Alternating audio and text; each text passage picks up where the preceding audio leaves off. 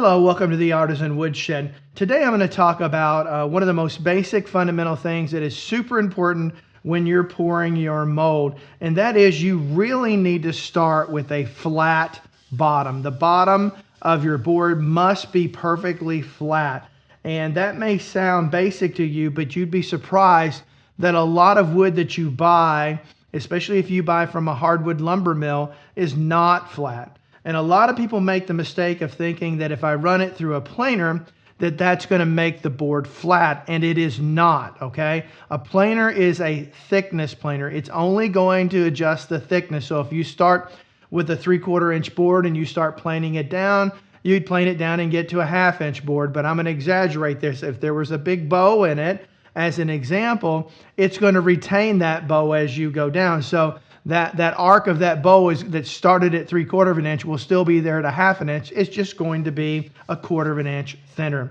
And so a planer does not do that. A lot of people think it does, nor does a drum sander.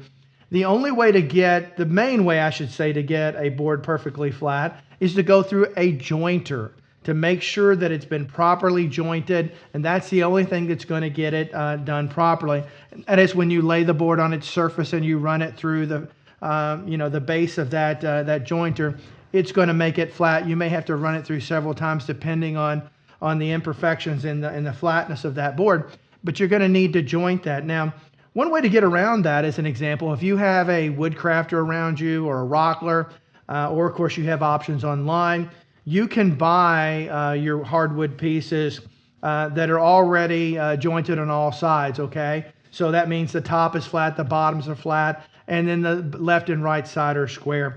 And so ultimately you can buy your lumber that way, but you're going to spend a lot more money doing that versus going and finding a hardwood lumber place close to you where you can buy this in larger pieces and then cut down. And oftentimes those places offer a surface to do what they call face jointing. And what you'd want to do is look at that board and decide which part of that board you're going to want to be the bottom and have them face joint that, meaning that side is perfectly flat. So what happens exactly when a board is not perfectly flat when it gets into a mold? This is one of the first lessons that my wife and I learned when we were doing this, and that is what's going to happen is that epoxy is going to find any gap when you pour it that exists around that wood or under that wood, and it's going to eventually seep under that wood until it lays flat, right? Because epoxy is self-leveling.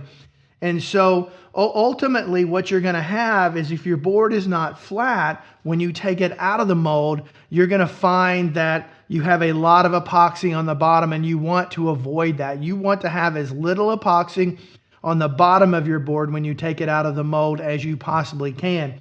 And so what happens is ultimately if you don't have a flat board, you're going to have varying thicknesses of epoxy in there.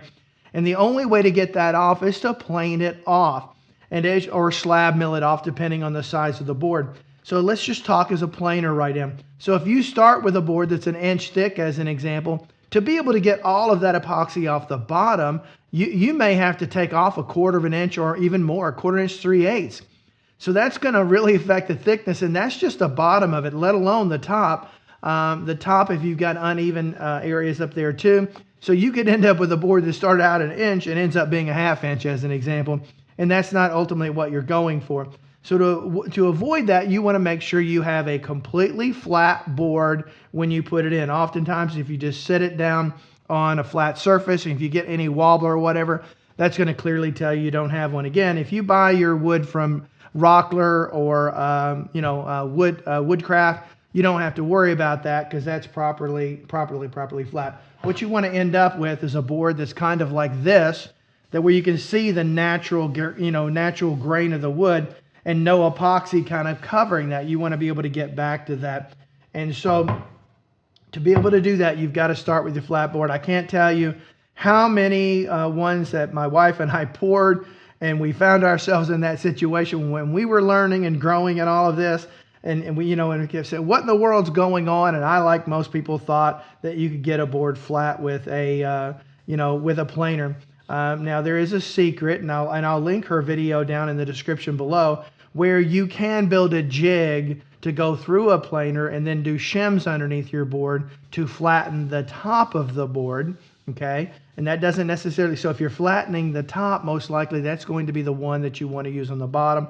But once you have a board flat on one side, as long as you keep that flat face down in the planer when you run it through, it will flatten the top of that board as well. So kind of keep that in mind. But watch her video down below. I've learned a lot from watching her videos, and it's a breath of fresh air because you don't typically see a lot of women in woodworking. My wife joins me here, and you'll see her in some videos from time to time. She's a little bit camera shy, but you'll see that from time to time. So remember, when you're doing your pours, make sure you must start with a flat board, or you can expect some problems. So thank you for watching. Hope all of you have a great day. Bye-bye.